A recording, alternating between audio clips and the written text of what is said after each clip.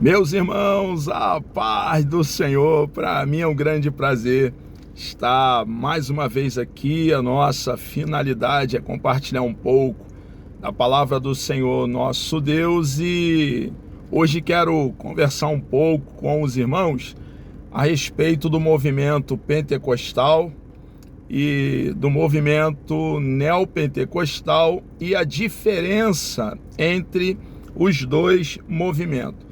Eu vou usar a nossa preciosa revista da editora Betel, um conteúdo que a Betel tem trazido para nós de grande relevância e muito consistente.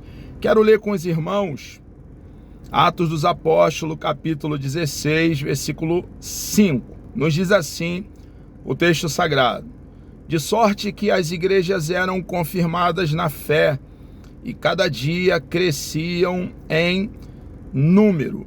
Quero ler ainda aqui a verdade aplicada.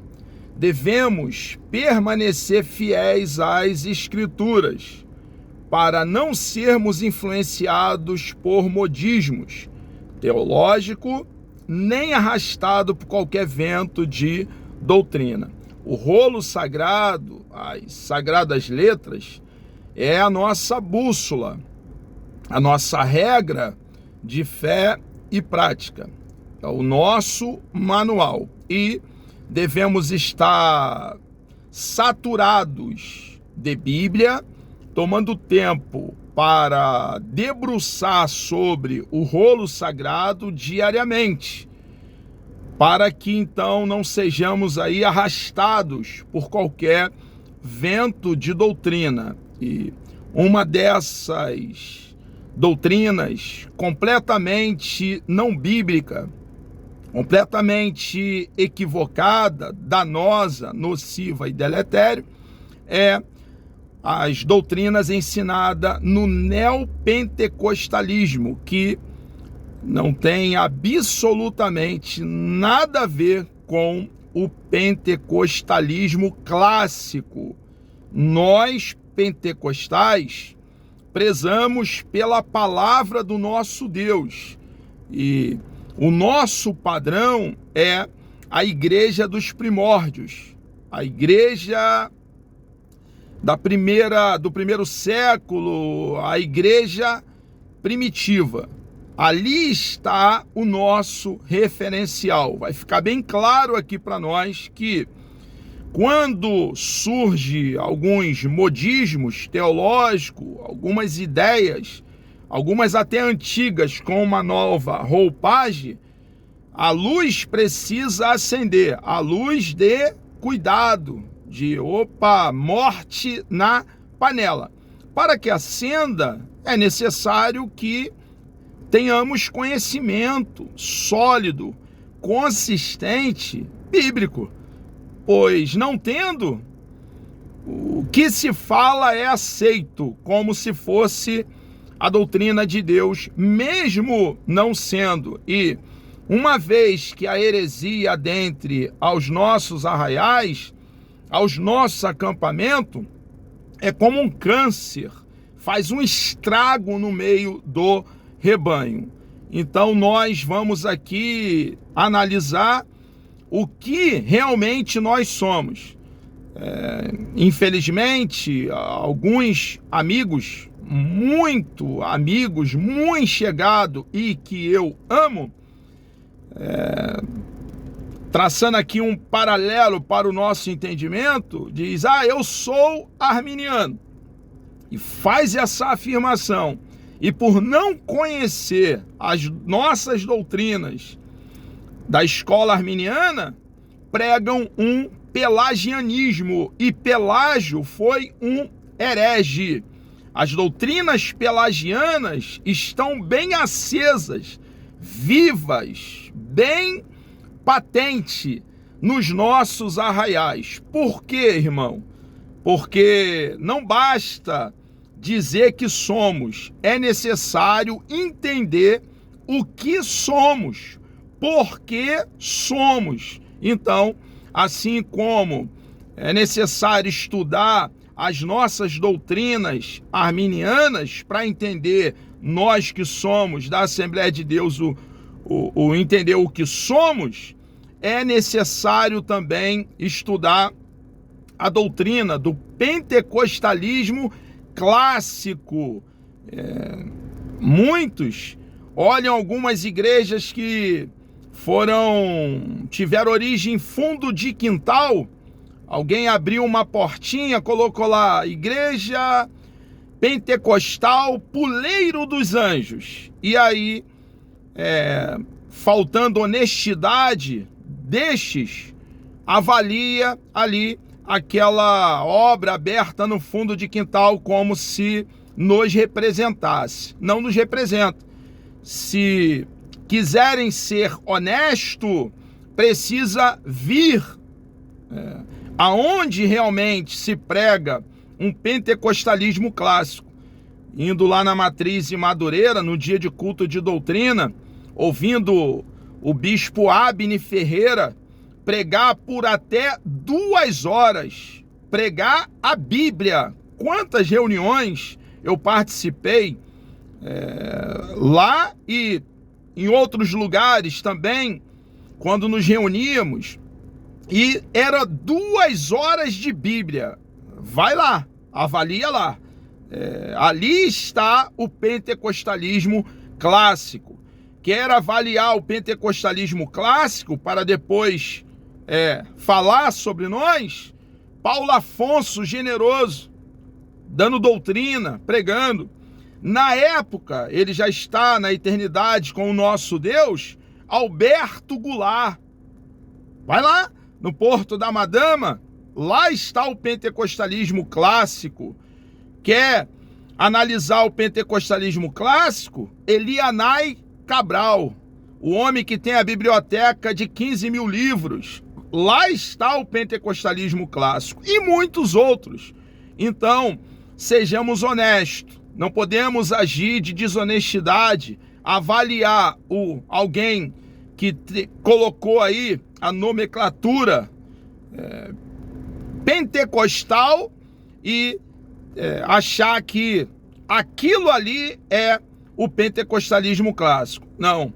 Uma certa ocasião estava eu dentro de um seminário muito bom, um seminário aqui em Niterói. Um grande amigo meu é o coordenador pedagógico desse seminário, um professor que se frustrou dentro da Assembleia de Deus, falando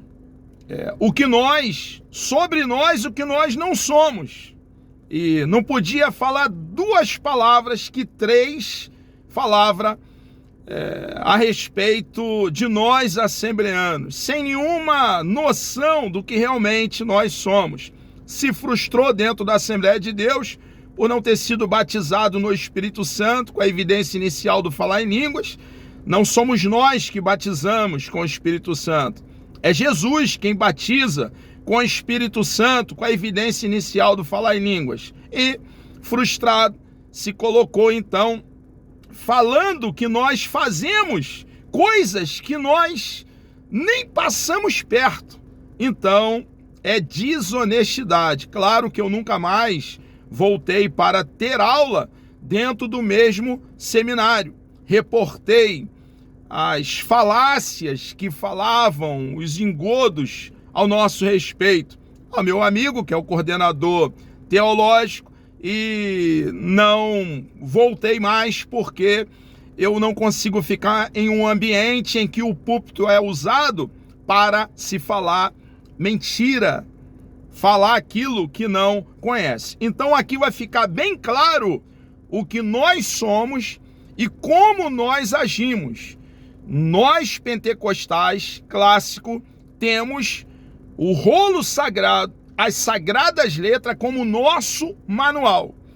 Quando queremos saber como agir, como proceder, reportamos a nossa bússola, a nossa regra de fé e prática.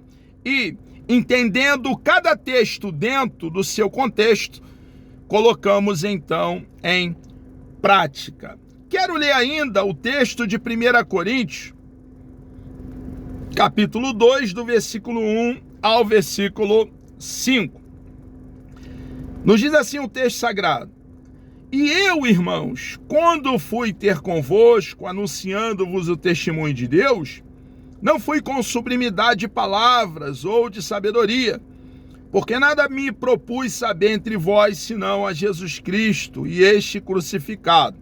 Paulo está deixando bem claro aqui que o conteúdo da sua mensagem era o Evangelho. As boas novas, o plano bendito de salvação, o plano elaborado por Deus Pai e colocado por Ele mesmo em execução. A mensagem que Paulo trazia era as boas novas de salvação. O nosso Senhor e Salvador Jesus Cristo nos deu uma ordem, e Ele foi bem claro na ordem. Ele disse: ide por todo mundo, pregai o que, meu Senhor? O Evangelho. Nós estamos aqui na face da terra não para usar palavras pejorativas contra os ministros do STF.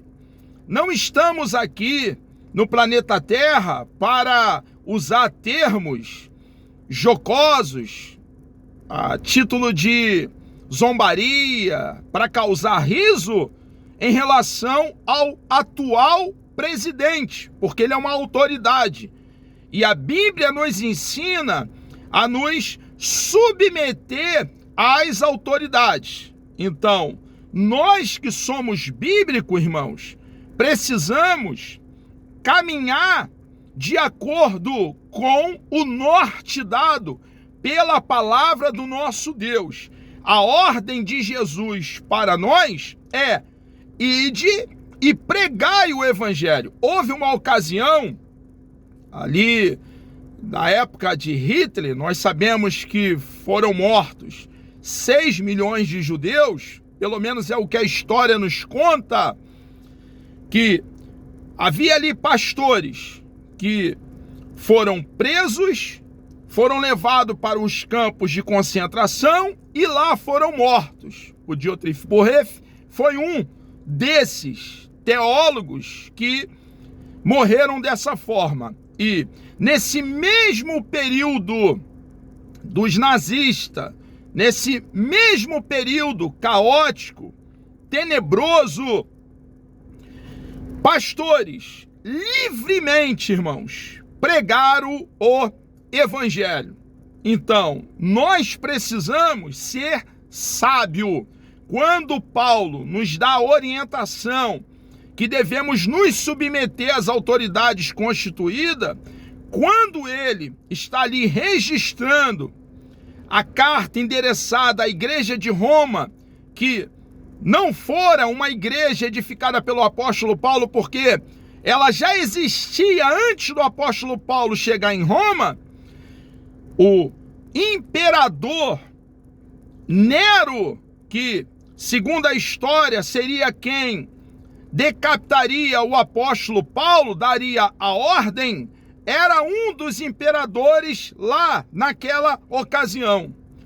Em um período de perseguição pelos imperadores daquele governo, é que o apóstolo Paulo, mesmo sendo perseguido por pregar o Evangelho, nos dá essa doutrina, que devemos nos submeter às autoridades constituídas. Então, irmãos, nós aqui estamos no planeta Terra para pregar o Evangelho. No que concerne a política, resolvemos no voto. Não com quebradeira, não com termos chulo as lideranças, as autoridades constituídas. Não, 1000 vezes não. A nossa lei é o rolo sagrado, as sagradas letras. E as sagradas letras nos ensina que não existe nenhuma autoridade constituída que não venha da parte do nosso Deus. Então, o conteúdo da nossa mensagem é o mesmo conteúdo da mensagem do apóstolo Paulo. Qual? Jesus Cristo e este crucificado. E eu tive convosco em fraqueza e em temor, e em grande tremor. A minha palavra e a minha pregação não consistiram em palavras persuasivas de sabedoria humana, mas em demonstração do Espírito e de poder, para que a vossa fé não se apoiasse em sabedoria dos homens, mas no poder de Deus. Num tempo de muitos modismos em relação às práticas pentecostais, é preciso ter em mente os alicerces do movimento pentecostal. Como visto aonde, irmãos? Em Atos dos Apóstolos, capítulo 2. Então, nós precisamos ter a Bíblia Sagrada aberta e estar analisando. Ao contrário, irmãos, de sermos aí levados por qualquer vento de doutrina, precisamos voltar à Bíblia constantemente para saber como vamos proceder. Quando nós ali analisamos a igreja do primeiro século, a igreja que está registrada no livro de Atos dos Apóstolos, claro que não era uma igreja perfeita. Grande parte do Novo Testamento foi escrito para corrigir problemas dentro dessa mesma igreja. Então, não era uma igreja perfeita, mas ali está o padrão para cada um de nós. Era uma igreja que mantinha vida de oração, era uma igreja que perseverava na doutrina dos apóstolos, tomava tempo para debruçar sobre o rolo sagrado. Era uma igreja que jejuava, tomava tempo para se abdicar do alimento material, para se encher de Deus e do Espírito de Deus, estar em comunhão, contato com Deus, desfrutar de intimidade, relacionamento, estar em sintonia com Deus. Era uma igreja que se preocupava com a viúva, com o órfão e com o estrangeiro, fazia a obra social. Era uma igreja que entendia que o batismo nas águas é uma ordenança, assim como a ceia do nosso Senhor, que foi instituída por Ele mesmo. Então, o padrão de como nos comportar está na igreja do primeiro século. Uma igreja que nela era manifestado os dons do Espírito de Deus, irmãos, com ordem, com equilíbrio, o batismo no Espírito Santo, com a evidência inicial do falar em línguas, está claro. Atos capítulo 2, Atos capítulo 8, Atos capítulo 10 e Atos capítulo 19, está lá. Precisamos juntar todos esses textos para então entendermos o que é o batismo no Espírito Santo, com a evidência inicial do falar em língua, entendendo cada texto dentro do seu contexto. Então, irmãos, nós precisamos a cada dia olhar para o rolo sagrado e andar de acordo com o norte dado pela palavra do nosso Deus. Num tempo de muitos modismos em relação às práticas pentecostais, é preciso ter em mente os alicerces do movimento pentecostal, como visto em Atos capítulo 2. Assim, aqui esse material se propõe algumas características do pentecostalismo clássico em comparação ao neopentecostalismo brasileiro. Então, vai ficar claro aqui o que nós, da Assembleia de Deus, pentecostais clássicos, somos, e o que vem a ser o neopentecostalismo, o que nós não somos. Os alicerces do movimento pentecostal. Após a ascensão de nosso Senhor Jesus Cristo, o que se deu 40 dias após a sua ressurreição ali no Monte das Oliveiras, seus discípulos oraram aguardando a descida do Espírito Santo, até que se cumpriu o que já havia sido profetizado nos tempos do Antigo Testamento. e anunciado por Jesus Cristo.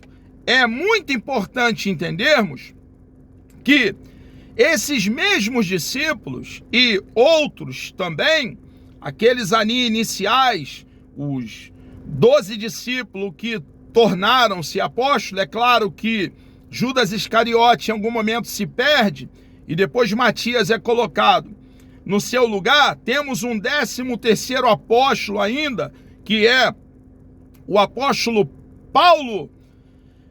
Houve também outros discípulos, estavam ali no cenáculo reunidos aproximadamente 120 irmãos.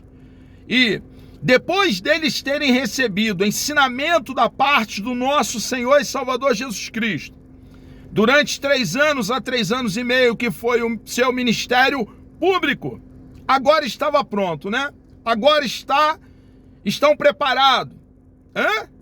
Não, irmãos, não. Jesus disse para eles: esperai em Jerusalém, até que do alto sejais revestidos com poder. Ainda faltava algo. O que?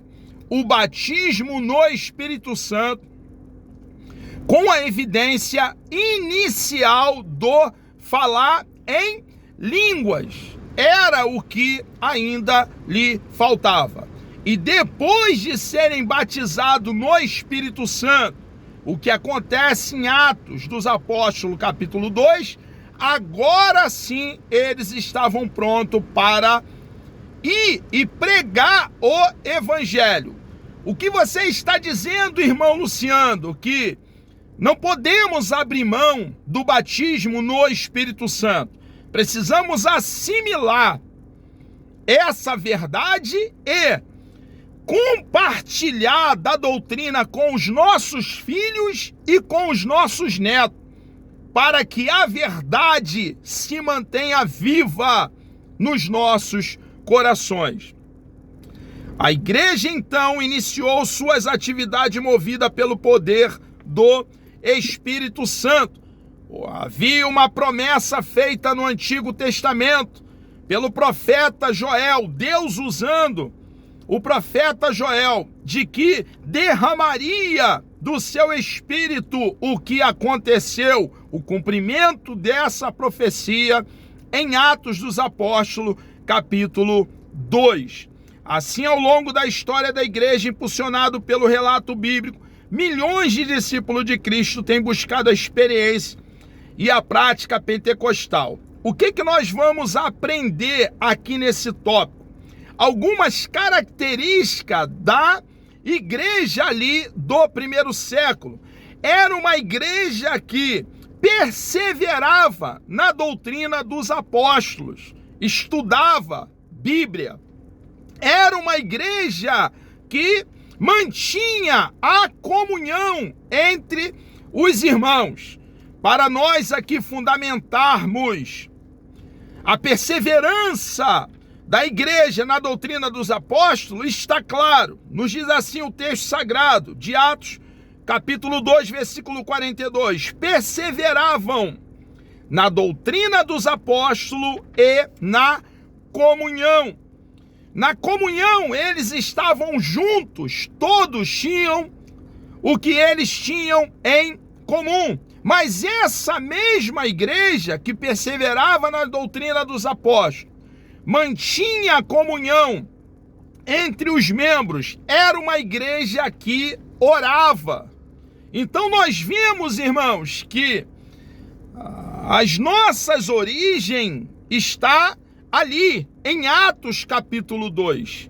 Fica bem claro ali em Atos capítulo 2 que o próprio Deus acrescentava a cada dia aqueles que haviam de ser salvos.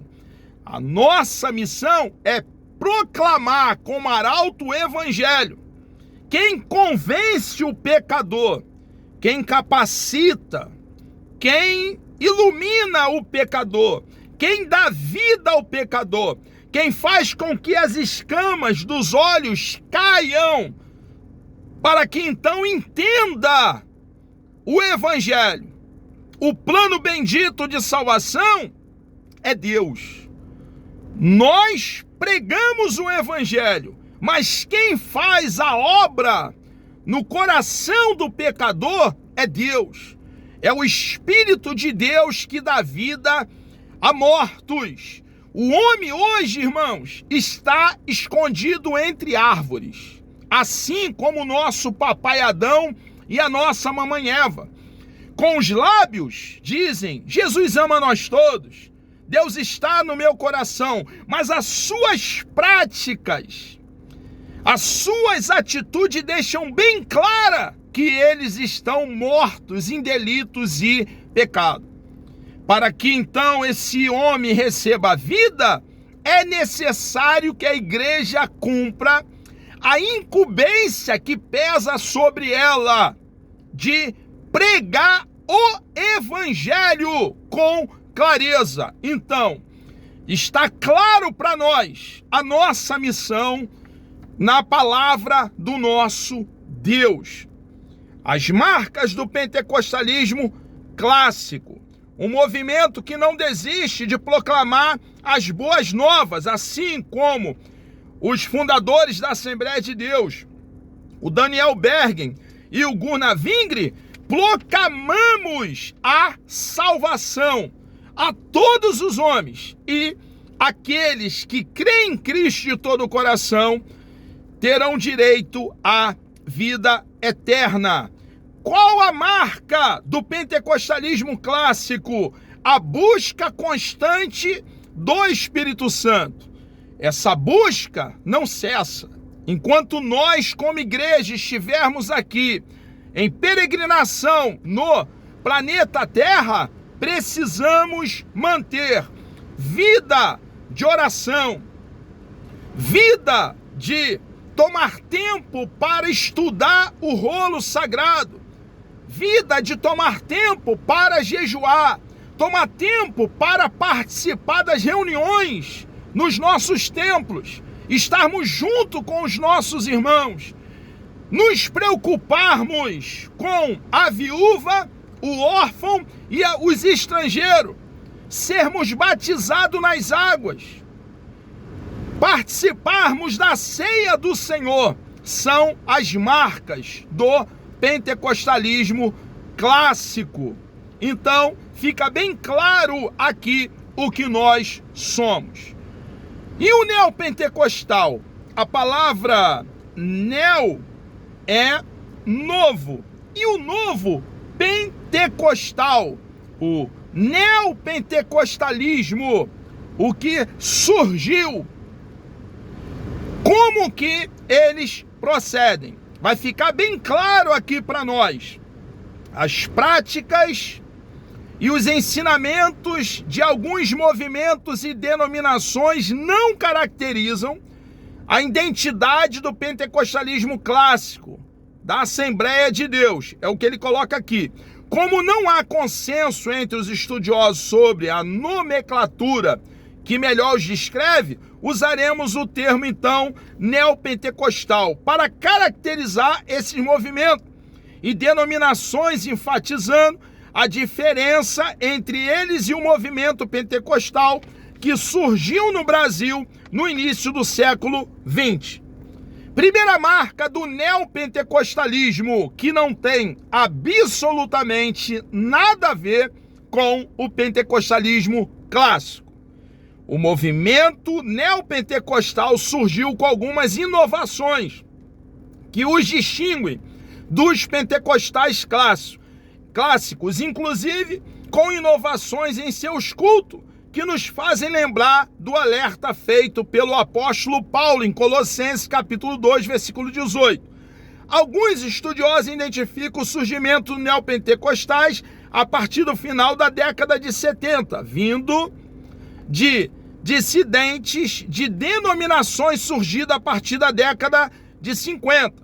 Também da própria Assembleia de Deus. Saíram alguns dentro das Assembleias de Deus.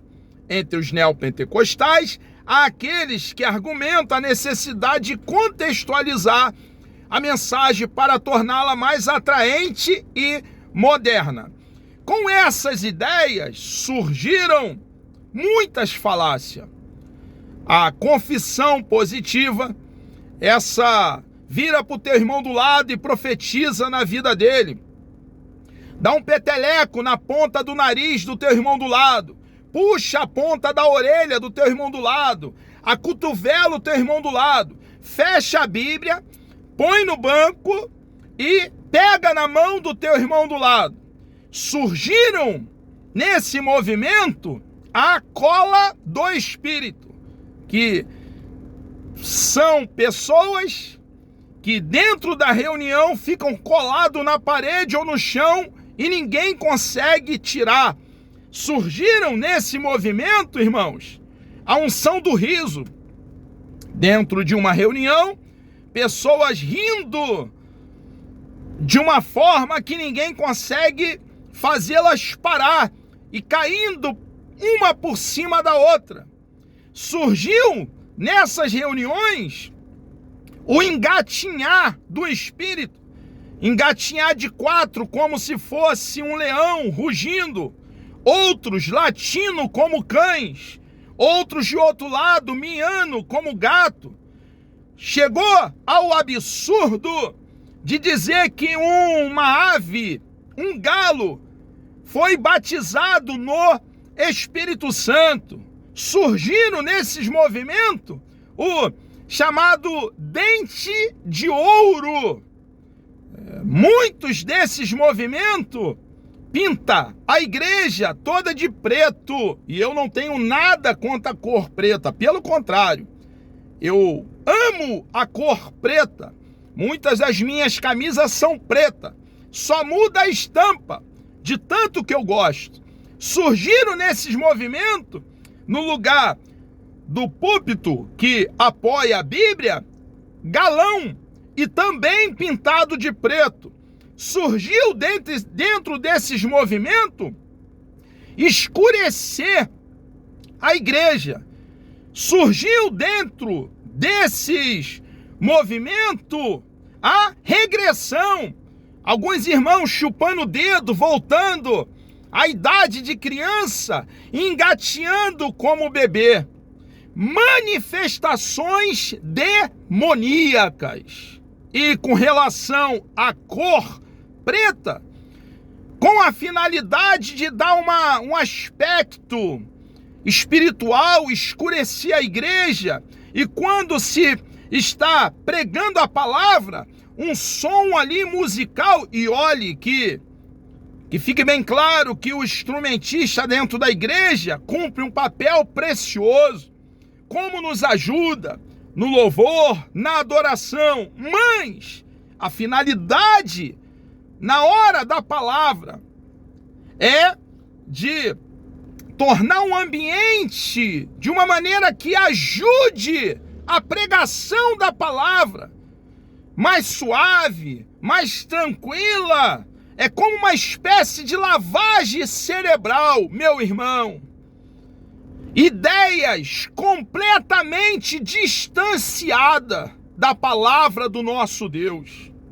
A Bíblia deixa bem claro que é o Senhor, é Deus, que acrescenta a cada dia aqueles que hão de ser salvos. Surgiu nesse movimento o galho de arruda, o sal grosso, a pulseirinha, como se fosse uma espécie de pé de coelho. Irmãos, nós precisamos, quando surgirem essas ideias, esses modismos teológicos, vento de doutrina, não embasado, não calcado, não respaldado, fundamentado biblicamente, estarmos atentos e fazermos uma pergunta: como Jesus tratou desses assuntos? Como os apóstolos trataram desses assuntos? Pedro, cheio do Espírito de Deus, começou a rugir como leão e andar de gatinho, em Atos capítulo 2. Imagina Tiago, irmãos, ali rindo como se não pudesse ser contido por ninguém.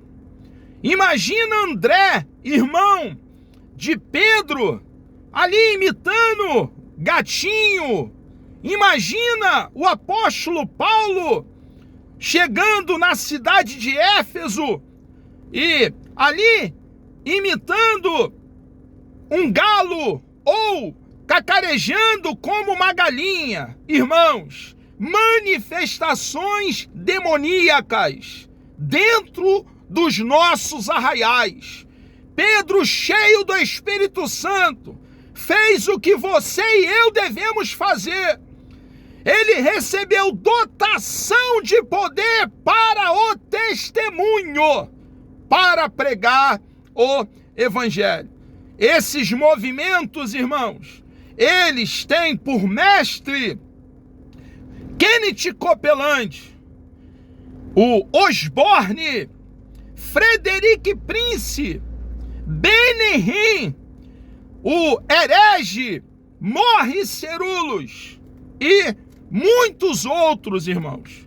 O Benny, agora há pouco tempo, ele veio a público para pedir perdão pelas muitas heresias, pelos engodos que ele mesmo pregou e influenciou milhares. Que bom que ele pediu perdão, mas as suas ideias deletérias, nocivas e não bíblicas, estão aí dentro dos nossos arraiais. O que fica para nós, irmãos, hoje, nós cristãos, assembleanos, pentecostais clássicos, nós cristãos devemos perseverar no ensino das Escrituras.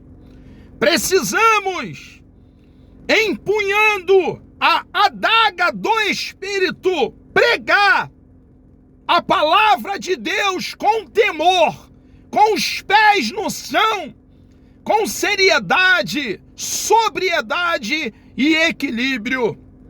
Precisamos então perseverar nos ensinos da Escritura Sagrada, nos mantendo cheio do Espírito Santo.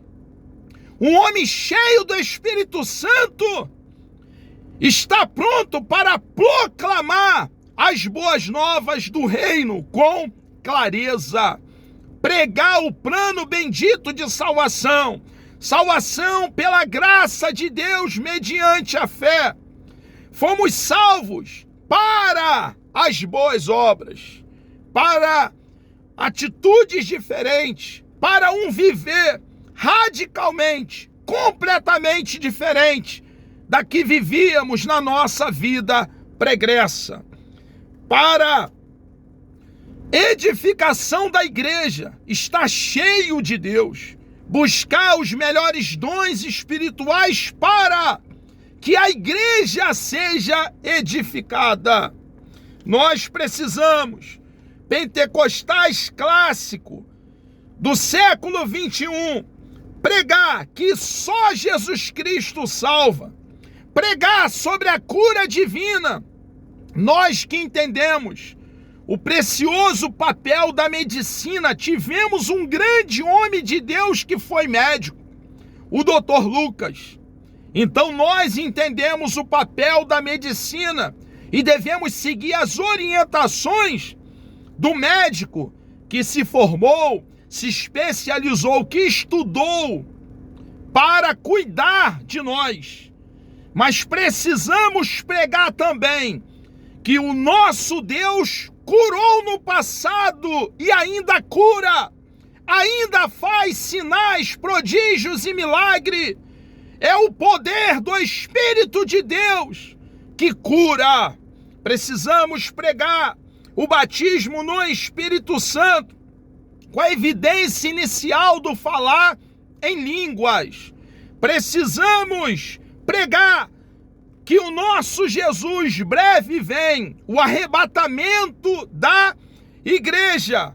Precisamos cultivar um viver em santificação, o viver em novidade de vida. Chegamos aqui ao término de mais uma aula. Que Deus vos abençoe poderosamente, é o meu desejo. Que você tenha um dia de grande produtividade. Vamos orar? Deus amado, nós louvamos e engrandecemos o teu santo, bendito e precioso nome. Obrigado, meu Deus, por essa grande oportunidade que o Senhor nos concede, estarmos aqui para compartilhar da tua verdade. Nos dê coragem, ó Pai, unção, poder, ó Deus amado, para continuar cumprindo a missão que pesa sobre nós, e com coração cheio de amor, de gratidão, falemos a verdade, ó Pai, com temor no coração, e com o escopo de lhe agradar, meu Deus. Agrada-te, Senhor amado, da mensagem anunciada pelo teu servo, simplesmente um canal, um instrumento, um vaso de barro nas tuas mãos. Entrego a minha vida ao Senhor, Pai. Me dê de ti, por favor, a cada dia. Assim, ó Pai, também peço por todos aqueles que estarão participando dessa aula. Abençoe cada um, meu Deus, por favor.